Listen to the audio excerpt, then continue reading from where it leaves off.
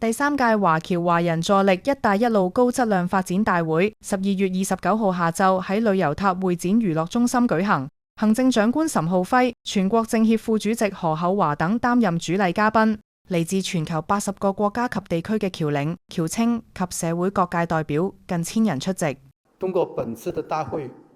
我們希望能進一步凝聚僑心，匯聚僑智，發揮僑力，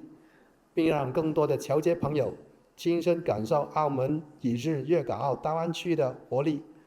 將澳門的平台轉化為全球的機遇，共同參與"一帶一路"高質量發展，為構建人類命運共同體作出新的更大的貢獻。大會匯聚多方智慧，圍繞以文化為橋，以澳門為窗，凝聚僑心，傳播中華文明，剖析大變局下嘅發展機遇。專題分享生動展現"一帶一路"建設中文化、產業與民間交流嘅多元活力。中國僑聯作為聯繫服務廣大歸僑僑界